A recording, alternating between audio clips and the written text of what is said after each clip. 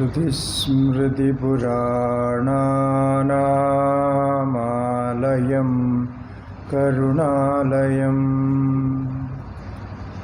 नमामि भगवत्पादं शङ्करं लोकशङ्करं शङ्करं शङ्कराचार्यं केशवं बादरायणं सूत्रभाष्यकृतौ वन्दे भगवन्तौ पुनः पुनः ईश्वरो गुरुरात्मेति मूर्तिभेदविभागिने व्योमवद्व्याप्तदेहाय दक्षिणामूर्तये नमः। ॐ शान्ति शान्ति शान्तिः।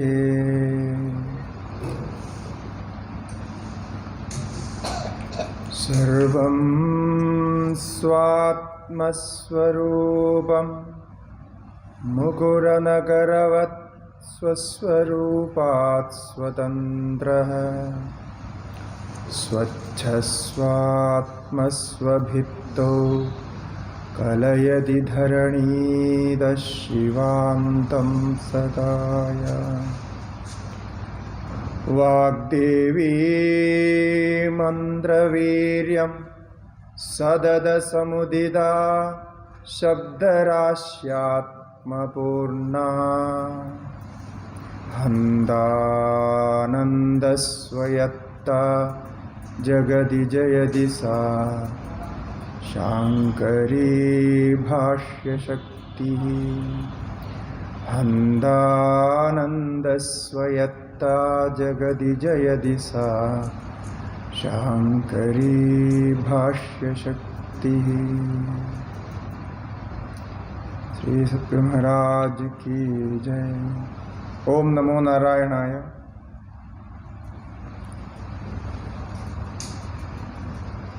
ऐद्रेय उपनिषद ऋग्वेदी उपनिषद है।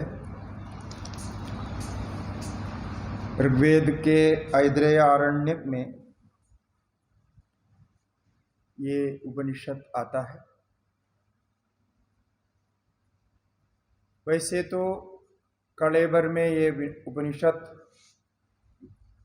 छोटा है कि अन्य उपनिषदों की तुलना में, किंतु इसमें आत्मा का प्रतिपादन समग्र रूप में प्राप्त होता है। साथ में पुनर्जन्मादि के बारे में भी विस्तार से वर्णन है। भाष्यकार यहाँ इस उपनिषद के पूर्व भाग में जो अंश है उस अंश को लेकर के विचार प्रारंभ करते हैं। जो उपनिषद का पूर्व भाग है उसका हम सामान्यतः अध्ययन नहीं करते हैं। उसमें प्रवर्ग्य आदि कर्म का विधान है, यानी कर्मकांड का अंश वहां प्राप्त होता है। और उसी प्रसंग में आगे जाकर उपनिषद आता है। इसलिए भाष्यकार पहले ही उपोद्घात में विस्तार से ये प्रतिपादन करने की चेष्टा करते हैं कि पूर्व कांड के साथ इस उपनिषद भाग का संबंध नहीं है। अधिकारी अधिकार्य संबंध नहीं है, आश्रय आश्रयी संबंध भी नहीं है। क्योंकि सामान्य रूप से ये माना ही जाता है, ये जाना जाता है कि पूर्व अध्ययन के बाद उत्तर भाग का अध्ययन करने वाला अधिकारी एक ही होता है। जैसा जो व्यक्ति प्रथम अध्याय का पाठ करता है गीता आदि का, वो व्यक्ति जब द्वितीय अध्याय का पाठ करेगा तो उसका एक ही संबंध होगा।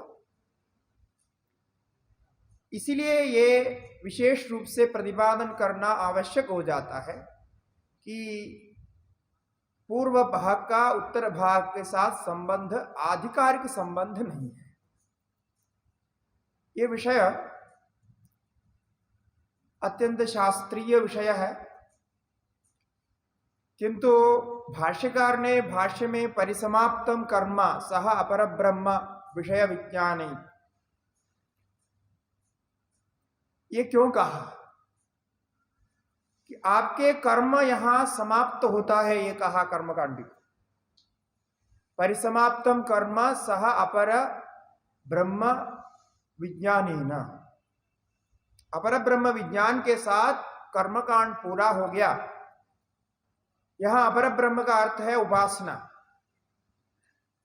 तो उपासना के साथ कर्म पूरा हो गया। अब कर्म अधिकारी का कार्य और उपनिषद अधिकारी का कार्य भिन्न हो जाता है, ये भाष्यकार प्रतिपादन करना चाहते हैं।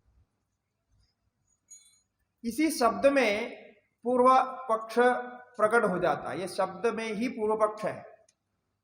ऐसा क्यों होगा, आप क्यों कह रहे हैं कि एक ही ग्रंथ का, एक ही आरण्य भाग का जो वेद का अंश है, उसमें पूर्व भाग को भिन्न अधिकारी का संबंध कह रहे हो और उत्तर भाग को भिन्न अधिकारी का कह रहे हो, इसका क्या तात्पर्य, ऐसा कैसे हो सकता है?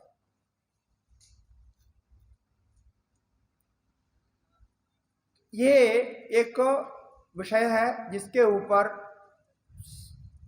ऐतरेय उपनिषद का उपोद्घात भाष्य है। भाष्यकार कहते हैं कि ये जो उपनिषद भाग है, आत्मा वा इदमग्र एक आसीत इत्यादि वाक्य से जो आरंभ होंगे, ये उपनिषद भाग है, ये कर्मकांड में प्रयुक्त होने वाला नहीं है, उसमें कोई उपयोग नहीं है।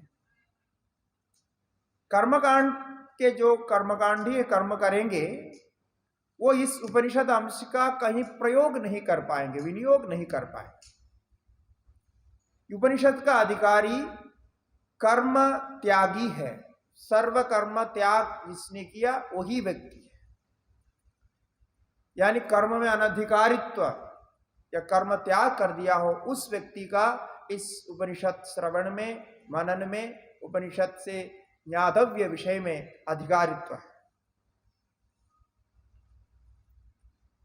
तब वहां ये प्रश्न होता है पूर्व पक्ष का, ऐसा क्यों? तो भाष्यकार विस्तार से इस पर चर्चा करते हैं। कहते हैं कि ये कर्म में जितने साधन की आवश्यकता है, जिन साधनों की आवश्यकता है, जैसे कि कर्म करने के लिए धन आदि की आवश्यकता है,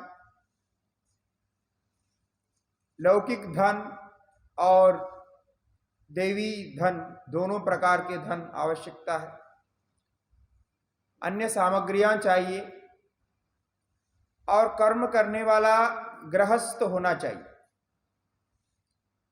ब्रह्मचारी आश्रम में ब्रह्मचारी रूप से जो है उसको कर्म में अधिकार नहीं है। ब्रह्मचारी कोई काम्य कर्म का संकल्प नहीं कर सकता, उसके लिए विवाहित होना आवश्यक होता है। उसके बाद वानप्रस्थ को भी उसमें अधिकारी नहीं है, वानप्रस्थ उपासना को लेकर के चलता है। सन्यासी को बिल्कुल कर्म में अधिकार प्राप्त नहीं।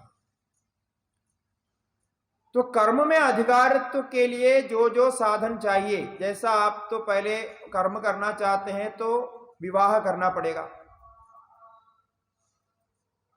जाया में स्यात्, ये संकल्प करना पड़ेगा।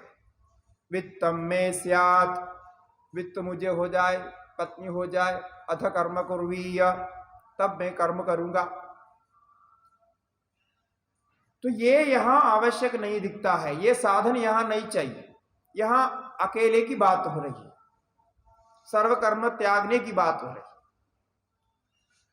तो एक तो यही कारण है कि कर्म संबंधी जितने साधन हैं वो यहां प्रवृत्त नहीं होता है।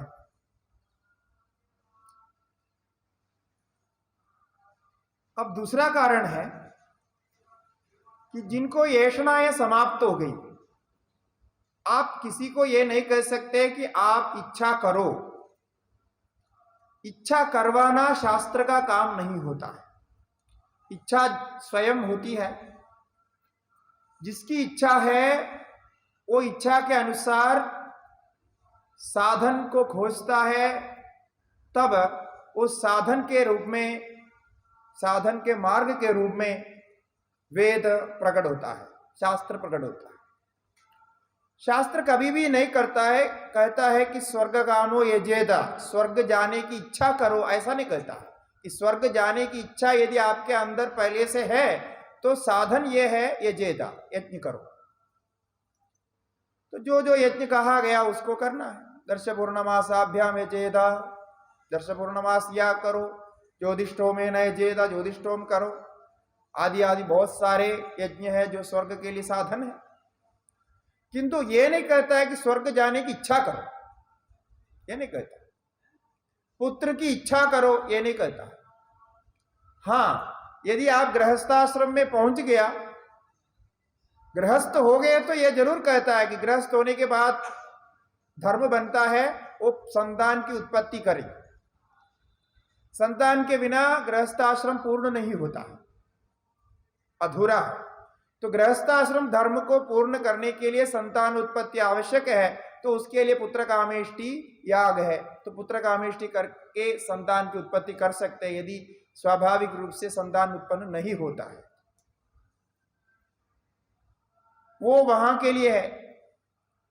तो इस प्रकार से जो साधन का संबंध हम देखते हैं, तो वो इच्छाएं जितनी भी है वो कर्म का साधन बनता है। इच्छा नहीं है तो कर्म नहीं कर सकता। तो पुत्रेषणायाश्च वित्तेषणायाश्च लोकेषणायाश्च वित्थाय अध भिक्षाचर्यम चरन्ति। अब उस स्थिति में जो पहुंच गया वो क्या करेंगे? परीक्ष लोकान कर्मचितान ब्राह्मण निर्वेदमायात।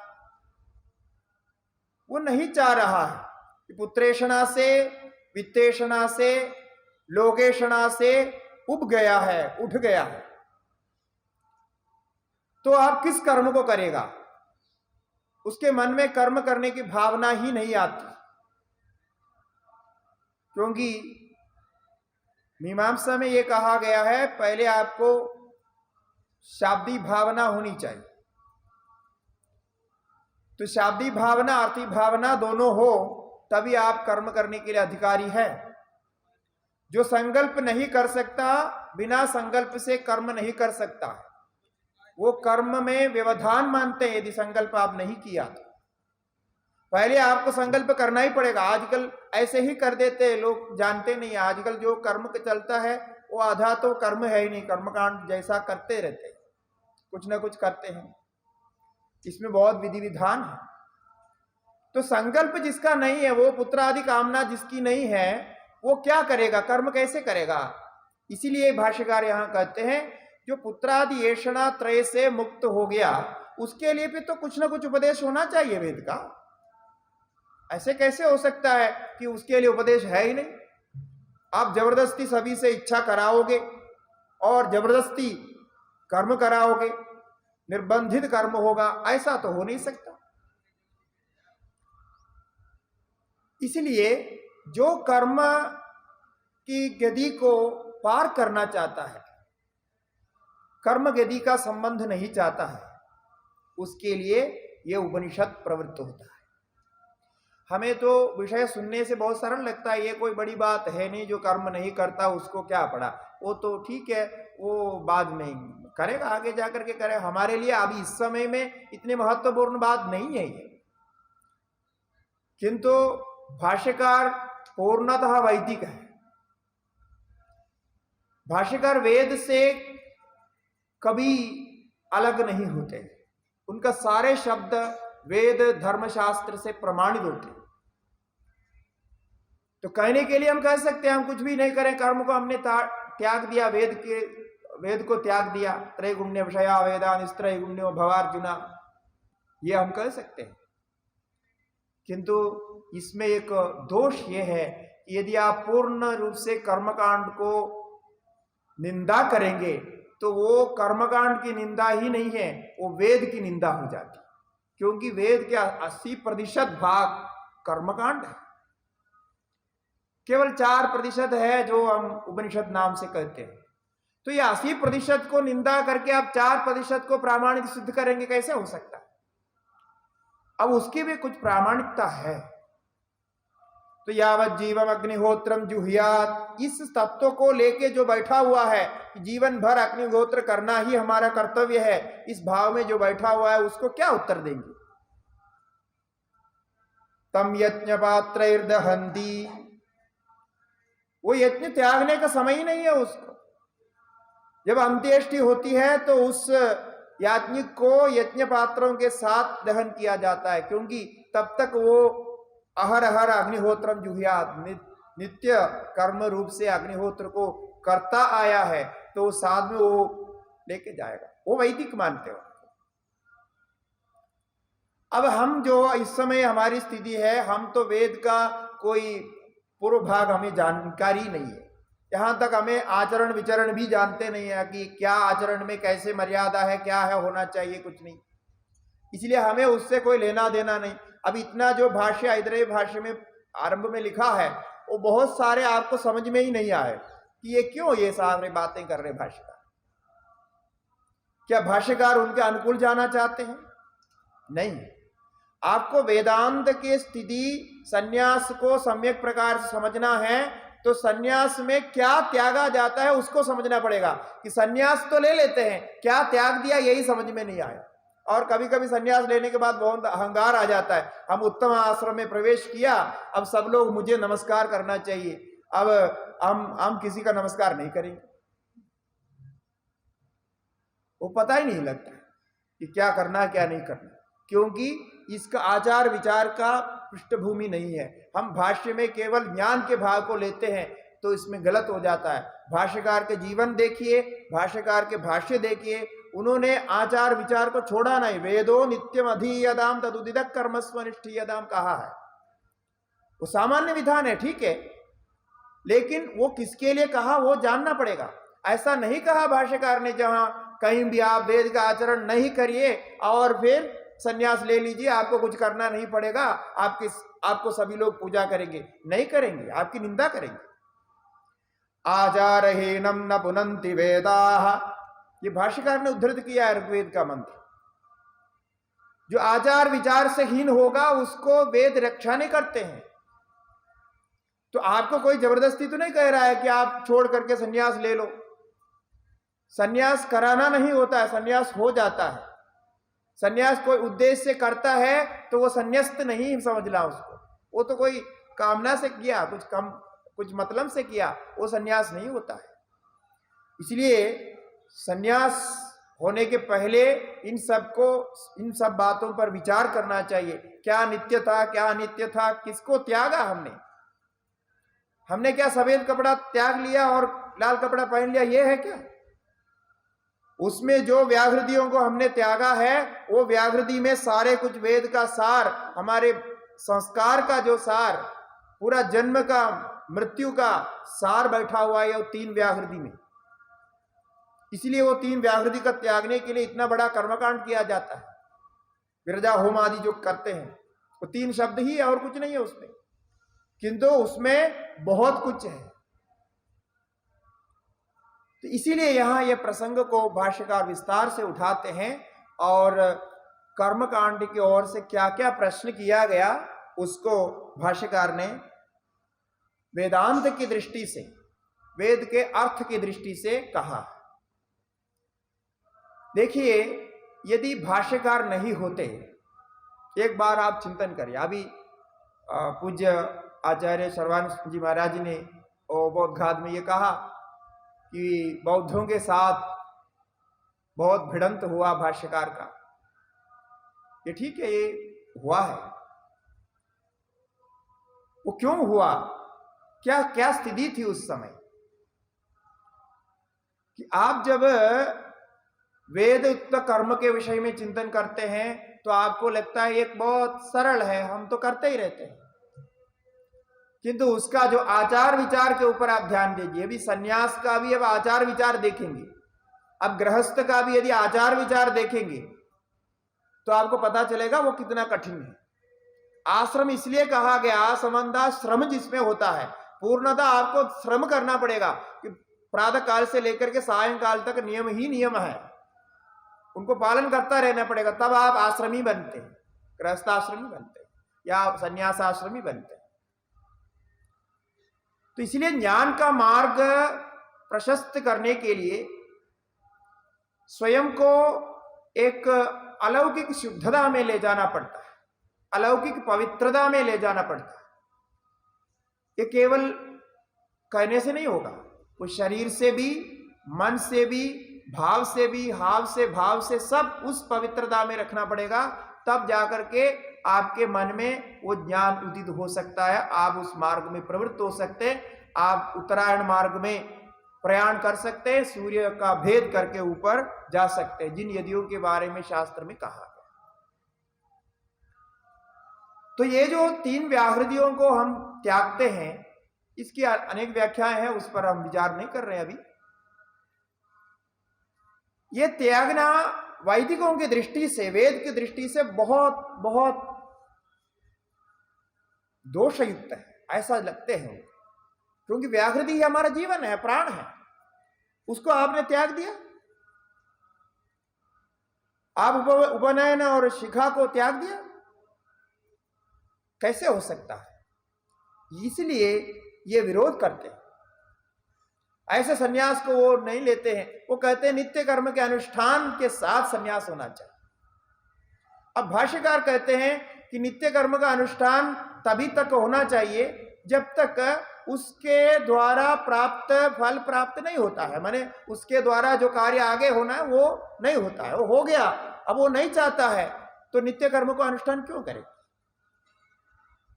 क्योंकि ब्रह्मज्ञानी अग्निहोत्रम जुहुयाद ऐसा कहीं कहा नहीं, ब्रह्म विविदुषु अग्निहोत्रम जुहुयाद ये कहा नहीं, इसीलिए उसको त्यागना। अब वो जो 3 व्याहृदि का त्याग है, जो प्रैश्य मंत्र के द्वारा हम त्याग करते हैं, वही सन्यास है, और उसके बीच में ये सारी कथा यहाँ उपस्थित है। यही कथा का कुछ अंश आपको ब्रह्मसूत्र का चतुर्थ सूत्र में समन्वय अधिकरण में भी प्राप्त होता है। वो कुछ और गहराई में है और ऊंची स्थिति में है, ये कुछ प्राथमिक स्तर पर है। तो ये उद्घात भाष्य का एक सारांश है। इस प्रकार होने वाले जो सन्यास है, ये सन्यास चतुर्थ आश्रम है, यानी 3 आश्रम पीछे छोड़ करके होता है। ये एक क्रम है, आश्रमादाश्रमं गच्छेत, ये मनु का वचन है कि मनुष्य को संस्कारित होने के बाद में एक आश्रम से दूसरे आश्रम में जाना चाहिए। यहां आश्रम शब्द का अर्थ ब्रह्मचर्य आश्रम, गृहस्थाश्रम, वानप्रस्थाश्रम, संन्यासाश्रम, ऐसा होना चाहिए। उसके बाद कहते हैं, मनु कहते हैं, अनाश्रमी न तिष्ठेत दिनमेकम अभिद्विजः, एक दिन भी अनाश्रमी नहीं रहना चाहिए। इसका मतलब ब्रह्मचर्य आश्रम गुरुकुल से समाप्त करके फालतू इधर उधर घूमते नहीं रहना चाहिए कि ना ब्रह्मचर्य आश्रम में है, गुरु के साथ में है, न गृहस्थ में प्रवेश किया, बीच की अवस्था में इधर उधर भड़कते रहे, ऐसा नहीं करना चाहिए। यदि ब्रह्मचर्यम समाप्य गृही भवेत, अब छांदोग्य में भी आप अभी स्वाध्याय करने वाले हैं, अंत में यही कहते हैं, और तैतरीय में भी वही कहा, शिक्षावल्ली में बहुत जगह है कि आप पहले ब्रह्मचर्य समाप्त करें विधिवत, और उसके बाद गृहस्थाश्रम में प्रवेश करें, और गृहस्थ के बाद में वानप्रस्थ, वानप्रस्थ के बाद सन्यास। इसको हम आश्रम क्रम अथवा क्रम सन्यास कहते हैं, इसका नाम है क्रम सन्यास। तो बहुत सारे वैदिक ये क्रम सन्यास को येन केन प्रकारेण स्वीकार करते हैं, यहां तक मीमांसक भी स्वीकार करते हैं कि क्रम सन्यास हो सकता है, किंतु वैदिक क्रम सन्यास को स्वीकार नहीं करते। भाष्यकार वैदिक क्रम सन्यास को ही मानना चाहते, इसलिए हमने कहा यदि भाष्यकार नहीं होते तो हम सब सन्यासी के रूप में यहां दिखाई नहीं पड़ते। यहां तो जितने दो चार दिखाई भी पड़ते वो सब बूढ़े बूढ़े जो है, ऐसे जो चल नहीं सकता, बैठ नहीं सकता, बोल नहीं सकता, पढ़ नहीं सकता, पढ़ा नहीं सकता, ऐसे दिखाई देते। भाष्यकार का ये बहुत बड़ा देन है कि उन्होंने एक क्रांति लाया। उस समय यह संभव नहीं था, कोई मानते नहीं थे। ऐसे आप युवाओं को पकड़ करके सन्यास देंगे तो वो तो मानते ही नहीं थे, ऐसा हो नहीं सकता। तो उन्होंने क्रांति लाया, ये कहा कि युवा अवस्था ब्रह्मचर्य से भी सन्यासी हो सकता है, और उन्होंने मठों में यह नियम रखा कि युवा अवस्था से ही सन्यासी उत्तराधिकारी बनाना चाहिए, क्योंकि युवा की जो शक्ति है उससे समाज में कुछ सीधा सीधा कर सकता है। क्योंकि बौद्ध ऐसा कर रहे थे। ये बूढ़े बूढ़े बैठ करके उपदेश देने से कौन मानने वाले हैं? ये चल नहीं सकता है, या एक जगह से दूसरे जगह पहुंच नहीं सकते, ये कहीं आश्रम बना करके रह जाएंगे, उनके पास जो पहुंचेंगे उनको उपदेश दे सकता है, या भिक्षाटन के लिए जाते समय उपदेश दे सकता है। तो ये नहीं चलेगा। उन्होंने देखा युवा चाहिए हम, तो इसके लिए क्या व्यवस्था है? अभी वैदिक लोग ना मानेंगे तो युवा सन्यासी कैसे बनाएंगे? तो उसके लिए जाबाल श्रुति को लाया। ब्रह्मचर्यम समाप्य गृही भवेत्, गृही भूत्वा वनी भवेत्, वनी भूत्वा प्रव्रजेत्, यदि वा इतरथा ब्रह्मचर्याद्वा गृहाद्वा वनाद्वा प्रव्रजेत्, यदहरेव विरजेत् तदहरेव प्रव्रजेत्। ऐसे वाक्य मिलता है। ये वाक्य नहीं मिलता होता तो भाष्यकार को बहुत मुश्किल होता है इसको स्थापित करना। एक ही वाक्य जाबाल श्रुति है। तो अब ब्रह्मचर्य आश्रम से, गृहस्थ आश्रम से यदि क्रम संन्यास आप चाहते हैं तो उसमें जा सकते हैं, ठीक है, आपका भला होगा, अच्छी बात है, आपने सभी क्रम से सब कुछ करके आया, ठीक है।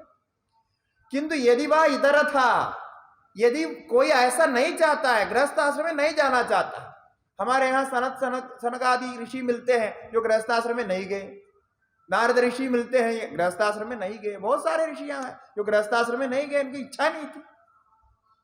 ब्रह्मा के पुत्र होने के नाते भी वे उसको त्याग दिए, ऐसा हो सकता है। तो प्रवृत्ति मार्ग निवृत्ति मार्ग दोनों धर्म का अंग है, ऐसे भाष्यकार ने स्थापित किया। जो कर्मकांडी नहीं मानते थे उसी पर ये सारे चर्चा है, और कुछ नहीं है इसमें, इसी को लेकर के उस विचार के आधार पर चर्चा है।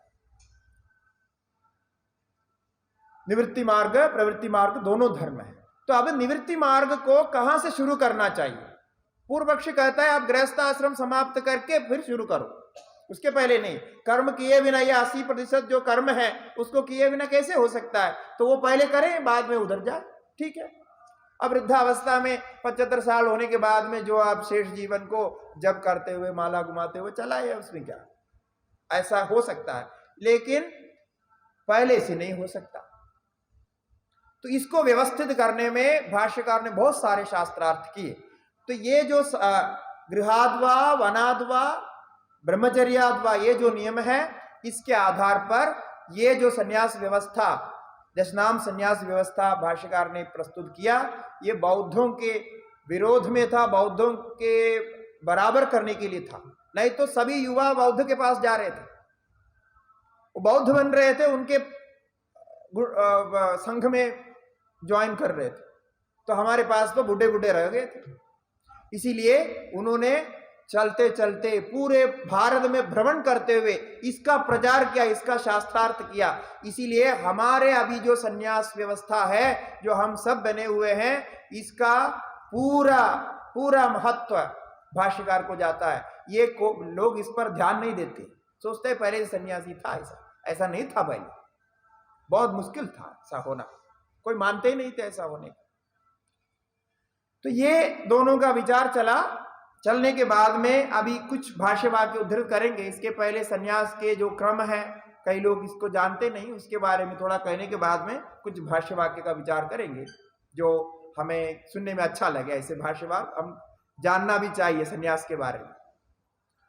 तो ये दो क्रम हो गया, एक क्रम सन्यास, दूसरा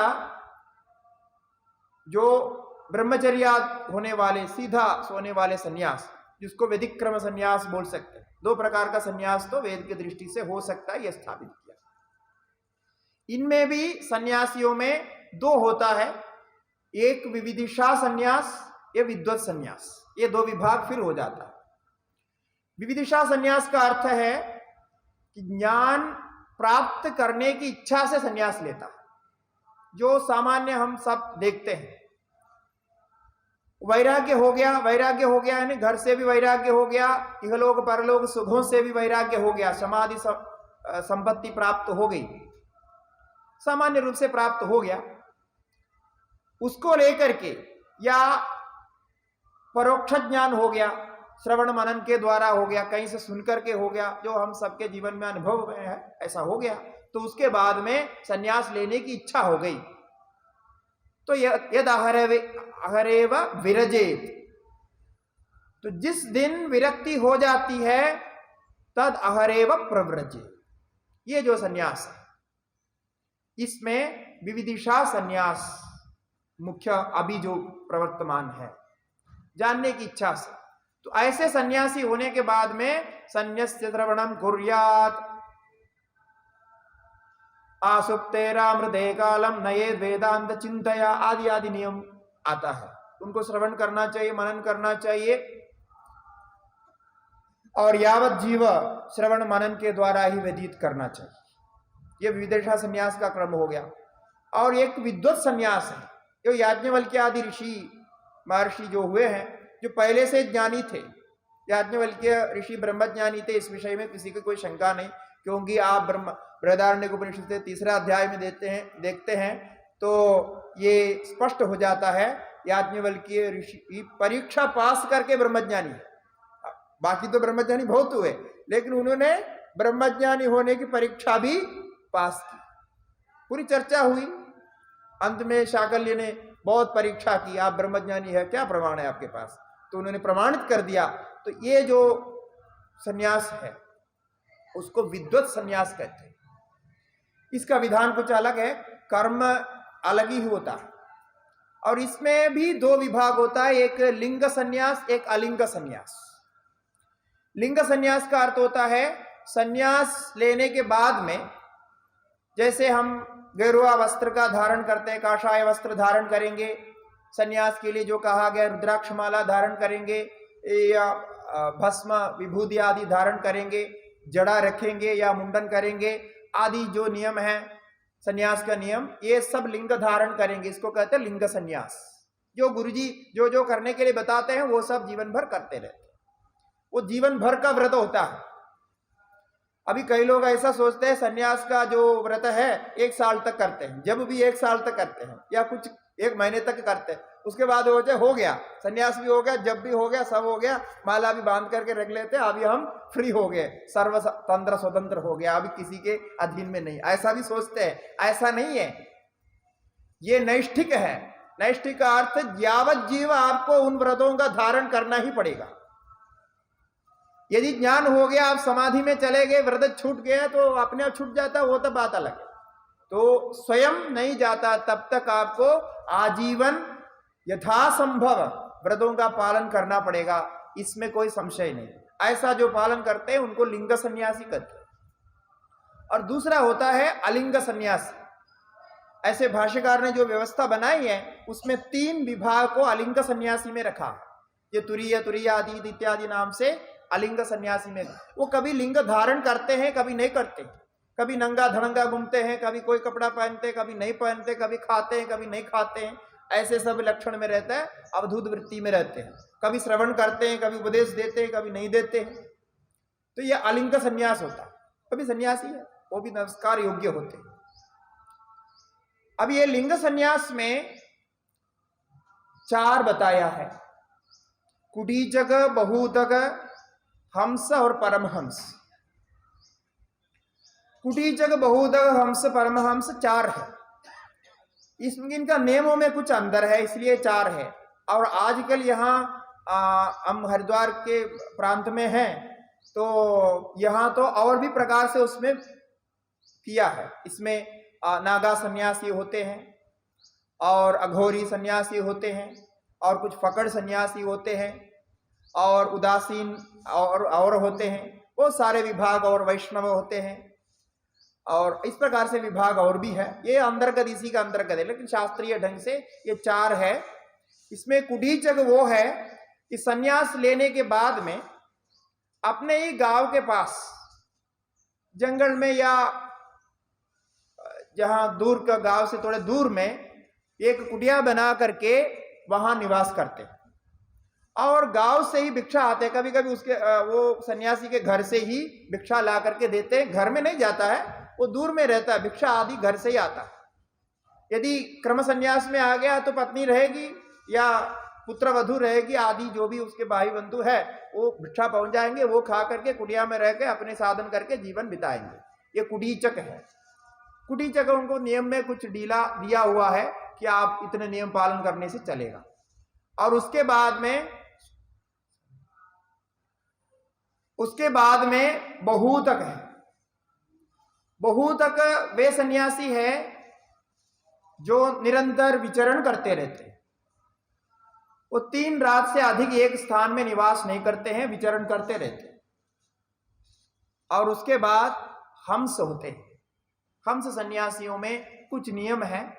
हंस सन्यासी का एक स्थान में निवास भी हो सकता है, वो आश्रम में विचरण भी करते हैं। उनका कुछ प्रातः काल में कुछ संध्या वंदन आदि का विशेष नियम है हंस में। और परमहंस सन्यासी में वो नियम नहीं रहता, तो वो उनका भी ऐसा ये कहा गया कि वो कर्मकांड का नियम छोड़ देता है, और जो सन्यास के जितने नियम हैं शास्त्र में कथित नियम, सारे नियमों का विधिवत पालन करता है। ये परमहंस सन्यासी। तो परमहंस सन्यासी को सबसे श्रेष्ठ कहा सन्यासी के क्रम में। तो ये 4 विभाग हो गया।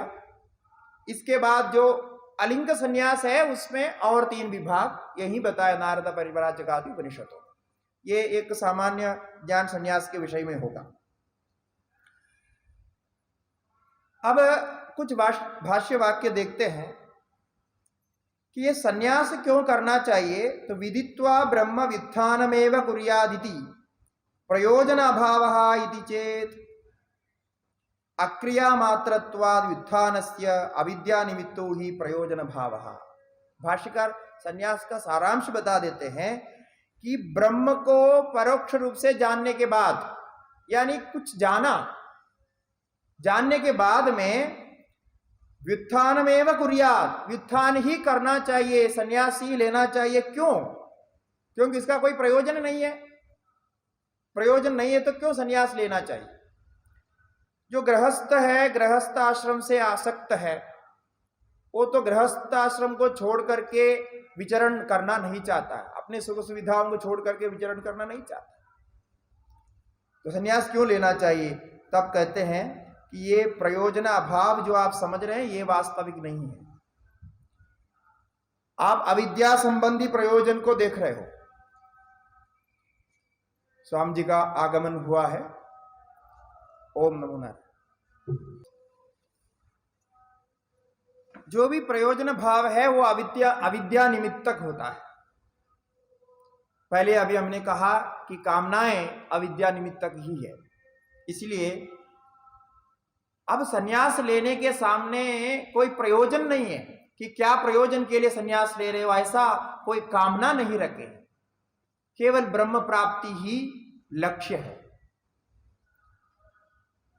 अब कहते हैं कि गार्हस्थ्य चेत परम ब्रह्म विज्ञानम जातम तत्र एव अस्तु अकुर्वतः आसनम। अब कुछ गृहस्थ है, उनका ये विचार है कि ये क्यों आप कह रहे हैं कि सन्यास लेने के बाद ही ज्ञान होता है।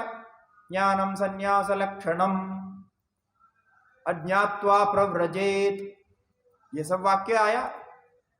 ज्ञान होने के बाद सन्यास लेना ही चाहिए, ऐसा क्यों कह रहे हैं?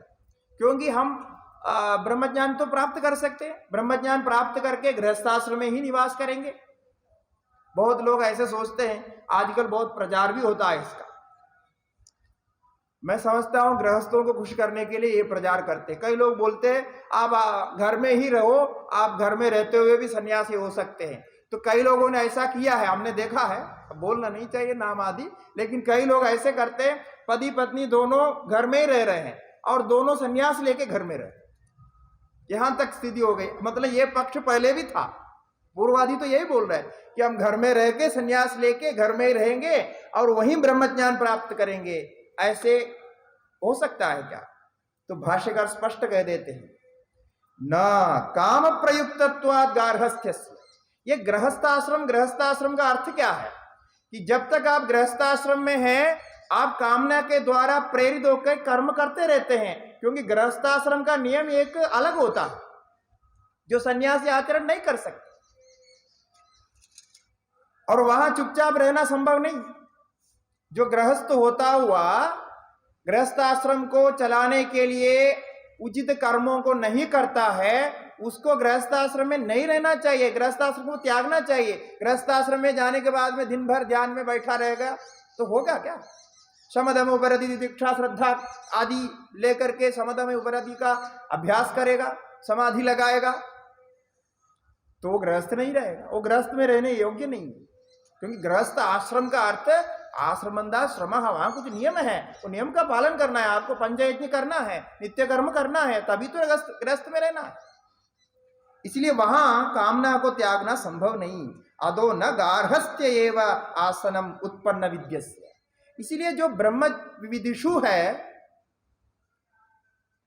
वो पहले कर्म किया, यज्ञेन दानेन तपसा नाशकेन, ये ठीक है, विविदिशा के लिए ठीक है, किंतु उसके बाद में उन कर्मों को आचरण करता हुआ उत्पन्न विद्या वहां नहीं रह सकता। तो अत्र केचित् गृहस्थाः भिक्षाटनादि भयात्। अब देखिए क्या बोल रहे भाषा, उस समय स्थिति ऐसी थी कि कुछ गृहस्थ ये बात को सुनकर के उनको अच्छे नहीं लगते। अरे ये गृहस्थ अपने आश्रम इतना हमने बढ़िया घर बनाया, सब सुविधा बनाया, सब लोगों के साथ में हमारे यहाँ गौ है, दूध मिलता है, दही होता है, सब खाना होता है, सब व्यवस्था ठीक है। अब ये छोड़ करके कहाँ भिक्षाटन में जाएंगे, किसके घर जाके क्या मांगेंगे, क्या होगा? कि इसीलिए ब्रह्मज्ञान तो चाहिए, ब्रह्मज्ञान को छोड़ना नहीं चाहता, लोभ है ना, सब चीज चाहिए, तो ब्रह्मज्ञान भी चाहिए, लेकिन वो घर में रहते हुए, अपने कमरे में ही रहते हुए, अपने साथी संबंधियों को साथ ही रहते हुए हो जाए, ये चिंतन करने वाले लोग हैं। इसलिए बोलते केचित् गृहस्था, सभी गृहस्थों की बात नहीं है ये, कुछ गृहस्थ ऐसे मानते हैं। क्या? भिक्षाटनादि भयात्, क्योंकि भिक्षाटन का नियम आप देखेंगे तो पता चलेगा भिक्षाटन कितना मुश्किल है, तो बहुत कठिन है। वो साथ घर में जाना पड़ेगा, मधुबरी लेना पड़ेगा, और उसमें से भी सब मिला करके एक में डालना है, फिर एक जगह बैठ करके खाना है। यदि साथ घर में जाने पर भी भिक्षा नहीं मिला तो वापस अपने आप आकर के उस दिन पानी पी करके सो जाना है, बहुत सारे नियम है। तो ऐसे में भिक्षाटनादि भय से ये गृहस्थ बात करते हैं। यथा भिक्षो हो, कहते हैं कि क्या है, गृहस्थाश्रम में रहने से थोड़ा बहुत जो है ना, अग्निहोत्र आदि थोड़ा नित्य कर्म करना पड़ता है। आप बोल रहे हैं ठीक है, अभी भिक्षु बनने के बाद भी तो बहुत सारे नियम पालन करना पड़ता है, कितने सारे नियम है उनको पालन करने के लिए। तो वो सारे नियम जब भिक्षु को पालन करना है, उसी प्रकार हम गृहस्थ में बैठ करके कुछ नियम पालन करते हुए ब्रह्मज्ञान प्राप्त कर लेंगे, उसमें क्या, तो बराबर हो गए ना। भिक्षु को भी नियम है और हमें भी नियम है, उनको भी कुछ नित्य कर्म है, हमें भी नित्य कर्म है। तो भिक्षाटनादि नियमवत, भिक्षाटनादि नियम के समान देह मात्र धारणार्थम आसन आच्छादन आदि जो भी कार्य है गृहस्थ में चाहिए वो सब हम करेंगे, साथ में नित्य कर्म भी करेंगे। तो स्वगृह विशेष परिग्रह, विशेष करना नहीं, वहीं रहना। तो भाष्यकार पूछते हैं, बात तो सब आपकी ठीक है, किंतु आप ये मेरा घर मेरा घर मेरा घर क्यों सोचते हो? संन्यास लेना है और मेरा घर में रहना है, और संन्यास लेने के बाद भी वही कपड़ा पहनना है जो गृहस्थ पहनते हैं, संन्यास लेने के बाद भी वही सब आभूषण आदि पहनना है जो गृहस्थ पहनते हैं, और सब कुछ वही करना है, तो संन्यास आप क्यों ले रहे चाहते? और वही घर में रहना है तो संन्यास की क्या आवश्यकता, आप गृहस्थ बन के रहो। तो बोलते हैं ये स्वगृह विशेष परिग्रह नियम से काम प्रयुक्तत्व। देखिए कितना भाष्यकार ने एकदम सीधा बोल दिया, ये तो कामना के कारण, सीधी बात यह है कि आप अपने गृह संबंधियों को छोड़ना नहीं चाहते, इसीलिए ये हो रहा है कि नहीं तो अपने घर में ही रहने की क्या जरूरत है। तो आप छोड़ो ना, छोड़ करके दूसरे जाओ, छोड़ने का अभ्यास नहीं। इसलिए आसक्ति हो गई है। अब वो आसक्ति के आधार पर आप सन्यास का साधन कैसे करेंगे? नहीं हो सकता। इसीलिए सन्यास की स्थिति में ये स्वगृह में ही रह करके सब कुछ करेंगे, ये नहीं हो सकता।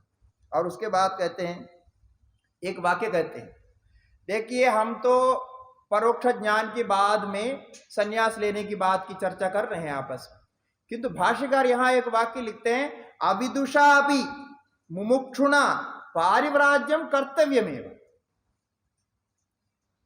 जो यदि वो अविद्वान नहीं भी है, ये शास्त्र अध्ययन पूरा हुआ नहीं है, तो भी यदि मुमुक्षु है तो अवश्य उसको परिव्राट बनना चाहिए। परितः व्रजति इति परिव्राट, ऐसे निरुक्तकार ने अर्थ किया।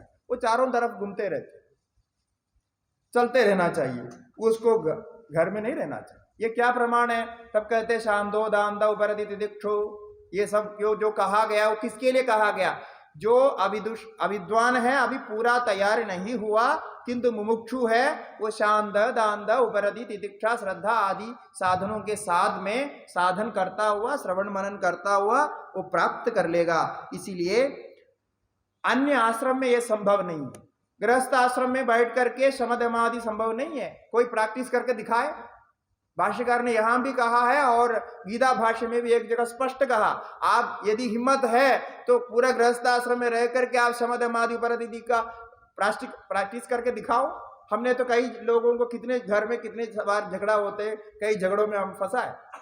लोग आके बोलते हैं ये शादी हो गया, शादी होने के बाद में ये ध्यान में बैठता है, हमारा घर में कुछ चलता नहीं, झगड़ा हो जाता है। नहीं कर सकते आप। तो कई लोग जो है विवाह करने के बाद क्या करना है उनको मालूम नहीं है, कर्तव्य मालूम नहीं है, इसलिए ऐसा करते हैं, वो बात अलग है। इसीलिए वहां क्या करना चाहिए वो जानना चाहिए। वहां यदि आप ध्यान भी करेंगे ना, पति पत्नी दोनों मिलके करना है। यदि आप कुछ भी दान करेंगे, पति पत्नी दोनों मिलके करना है, क्योंकि गृहस्थ में जाने के बाद में स्वतंत्र रूप से करने का अधिकार शास्त्र नहीं देता है। ये बहुत सारे गृहस्थाश्रमों को भी मालूम नहीं है। हमने तो कई लोगों को कहा, देखो गृहस्थाश्रम में प्रवेश करने के बाद आप जो है ना अपने नाम से अकाउंट नहीं रख सकते शास्त्र के अनुसार। आपको यदि अकाउंट रखना है गृहस्थाश्रमी को तो ज्वाइंट अकाउंट ही रखना पड़ेगा, वो भी ज्वाइंट बी रखना पड़ेगा। तो दोनों ही पैसा निकालेंगे, क्योंकि जो धन आता है वो दोनों के लिए होता है।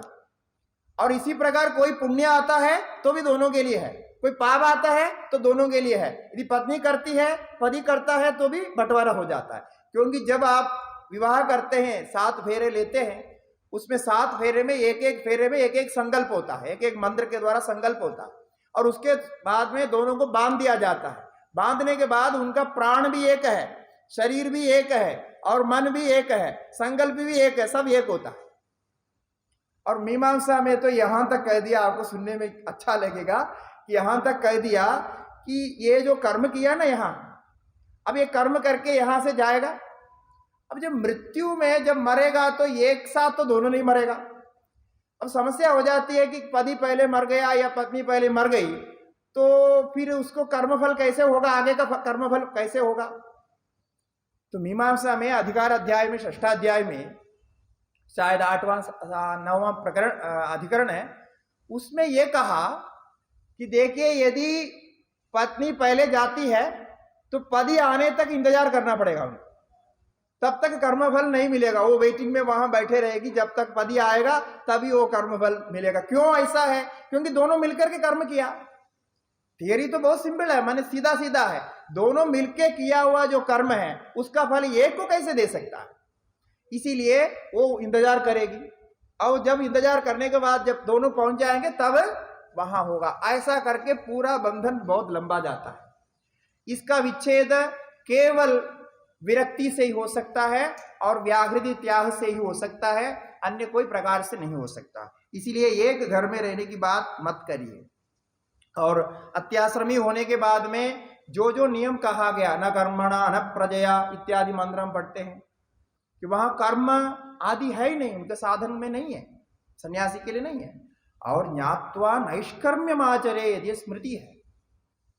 ज्ञान होने के बाद में कर्म को त्याग ही देना चाहिए, वो कर्म का अनुसरण नहीं कर सकता।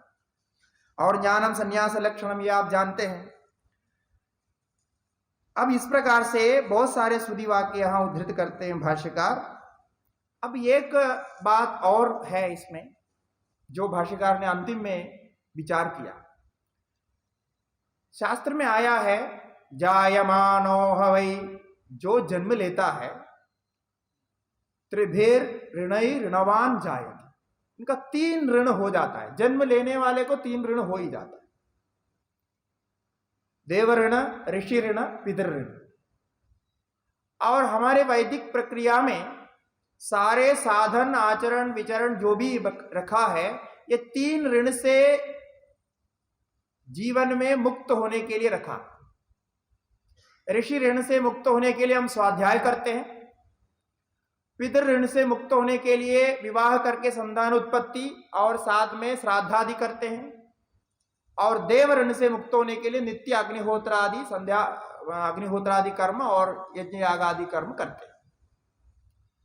तो ये 3 ऋण के लिए ही हम व्रत लेते हैं। जो हमारा उपनयन होता है हमारा, तो उपनयन के बाद में जो व्रत दिया जाता है ये 3 ऋण को लेकर के ही है। इसलिए हम संध्या वंदन में भी तीनों को तर्पण अर्पण आदि करते हैं।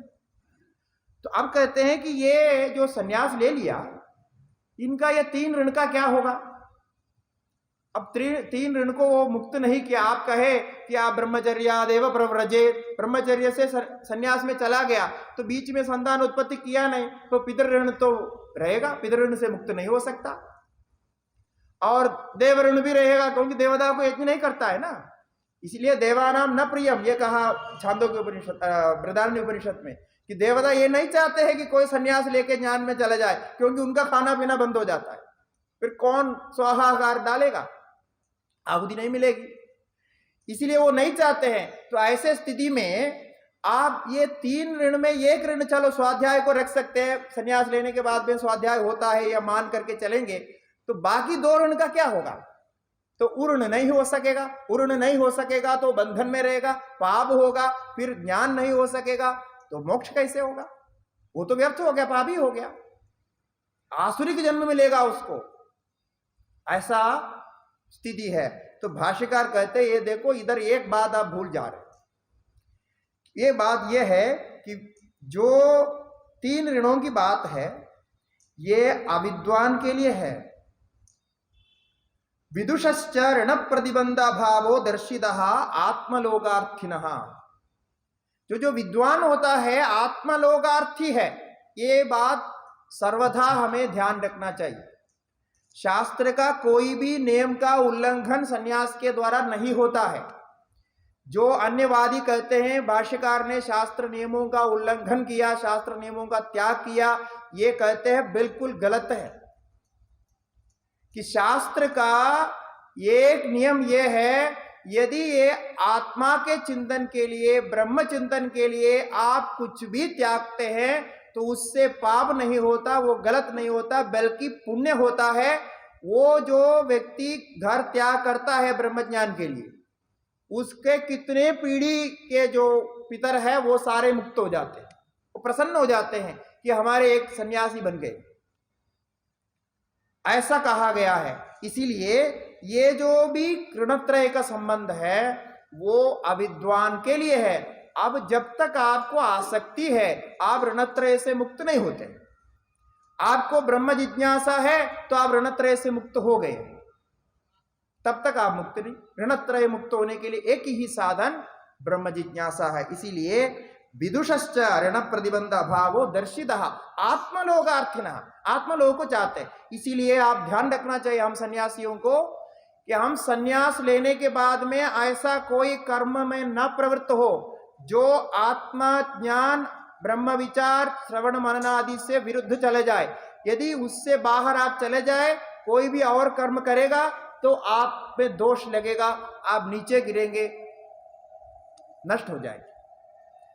केवल आत्म संबंधी कार्य ही करना है, श्रवण मनन उसी का करना है जो ज्ञान में ले जाए, क्योंकि इसके अतिरिक्त कोई विषय आपको शास्त्र ने दिया नहीं है। बाकी सब खेल कूद बंद कर देना चाहिए। वो तो करेगा तो फिर इससे बाहर जाएगा, इससे बाहर होने वाला कोई कार्य आप ना करें। आप कुछ भी प्रवृत्ति करो इसके संबंध में होना चाहिए, क्योंकि यही हमारे लिए विहित है, अन्य सब अविहित है। ये भाष्यकार अंत में कहते हैं। और फिर अंत में उनको एक मार्गदर्शन देते हैं, एक सुझाव देते हैं।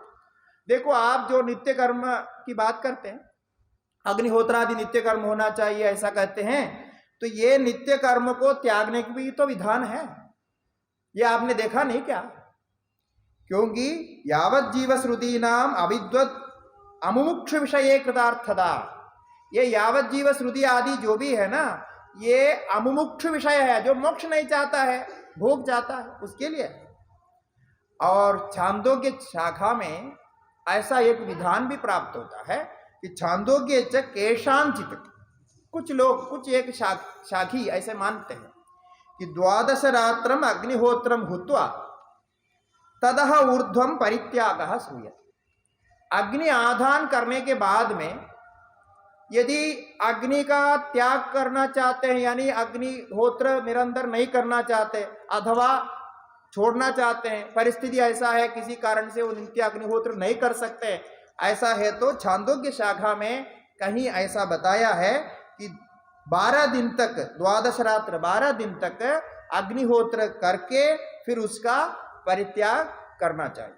जैसा अभी सन्यास लेते समय हम लोगों का होता है, तो सन्यास लेते समय दंड दे देते हैं और उसके बाद में सन्यास का क्रम पूरा होने के बाद में फिर 7 कदम चला, सब कुछ हो गया, उसके बाद में दंड को परित्याग करते हैं कि आप ये प्रार्थना करते हैं कि हम ये दंड का धारण करके नहीं चल सकते, ऐसा हम जो है दंड छोड़ देते हैं।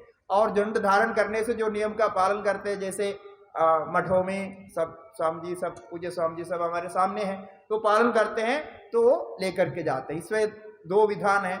अब उसमें कहाँ त्यागने के लिए कहा, कौन क्यों त्यागता है, ये ऐसे कुछ विधान कहीं किसी को स्मृति में मिला हुआ है, उसके आधार पर करते हैं। नहीं तो सबको दंड धारण करने के ही विधान है। सीधा विधान तो सन्यास का दंड धारण करने के ही है, लेकिन त्यागने का भी विधान है। जैसा भाष्यकार ने अग्निहोत्र, नित्य अग्निहोत्र त्यागने का विधान ढूंढ निकाला, इसी प्रकार कोई विधान प्राप्त होता है। इस प्रकार से भाष्यकार उस भाष्य अंश को पूरा करते हैं और सन्यास की स्थापना के लिए जो कुछ चाहिए सब सामग्री इसमें, इस भाष्य में मिल जाते हैं। इसके बाद 2-3 अन्यत्र भी है, ये भाष्य में बहुत कुछ प्राप्त होता है। ये सामान्य रूप से हम लोग सन्यास के संबंध में विचार किया, बहुत कुछ नियमों का भी विचार करना शेष है, समय अतीत हो गया, तो यही समाप्त करते हैं। ओम पूर्णमदः पूर्णमिदं पूर्णात् पूर्णमुदच्यते पूर्णस्य पूर्णमादाय पूर्णमेवावशिष्यते। ओम शांति शांति शांति। नमो नारायण।